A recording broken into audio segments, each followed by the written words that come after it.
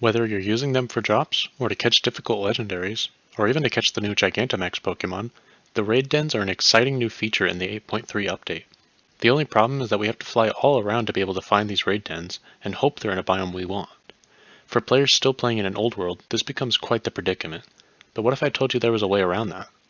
Playing around with the raid dens, I realized that you can't break them unless you're holding a raid den yourself, which led me to try breaking the blocks below them to see if they would move underground. When the den fell, I realized the implications of this. A raid den is not a block, it is an entity, meaning that it can be moved using movement plates. Movement plates can be crafted using a 1 aluminum plate, 1 redstone lamp, a lime dye, and 2 redstone dust. Unfortunately, there is no cheaper option in terms of moving them, as pistons, minecarts, and water all don't move these. The good news is, you don't need to have a ton of them, although the more you have, the quicker it'll be. You'll also want lots of building blocks as well as some slabs. To start, you'll want to find both a location you want to set up the farm in, and the raid den or dens that you want to move. Raid dens pick Pokemon based on the biome they're in, so keep this in mind when picking the location you'll want to move them to. Next, you'll want to create a 1 wide path of blocks going from your farm location to where your dens are. I recommend doing this 10 or so blocks above the ground to avoid going through trees and hills. Also, try to have as few bends as possible. This will make it easier on yourself later.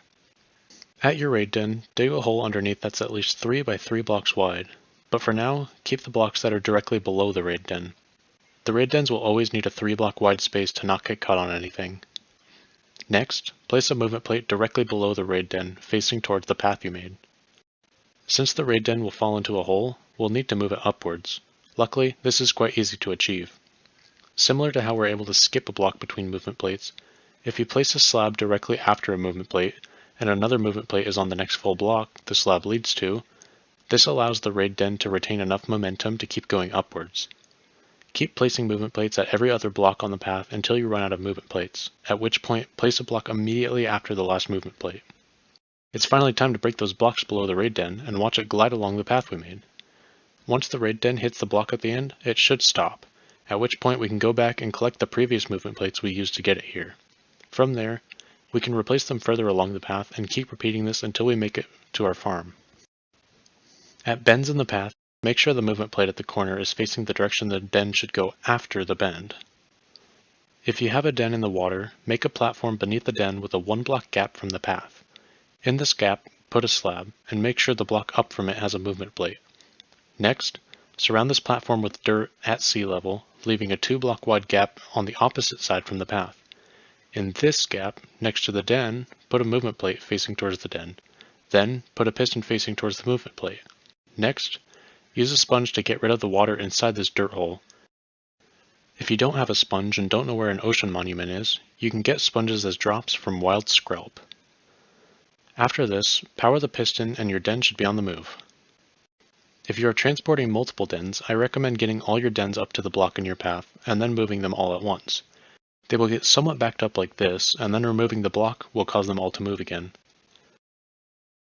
Once you've got the dens at your farm and in the spots you want, that's pretty much it. Raid dens will reset at the time 100, which is at the end of dawn in Minecraft. You can also sleep through the night to get this reset quicker.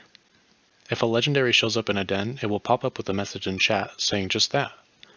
On average, with about 30 dens in one spot, I'd say about every 4 to 5 Minecraft days you'll see 1 to 3 legendaries show up. If you're not sure where you want to make a farm at, there are some unique legendaries that spawn in certain biomes. One of the most beneficial biomes is the extreme hills, as Arceus, Palkia, Dialga, Giratina, Meltan, Melmetal, and Zygarde can all spawn here. Others include the Mesa for Ho-Oh, the Ocean for Lugia, and any of the 3 legendary birds' Galarian forms can be found in the biome respective of their shrine. Let me know how you plan to use your farm in the comments below.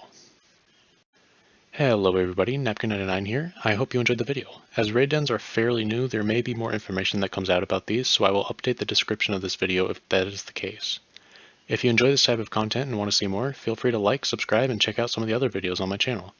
Anyways, thank you all so much for watching, I hope you enjoyed, and I'll see you in the next one.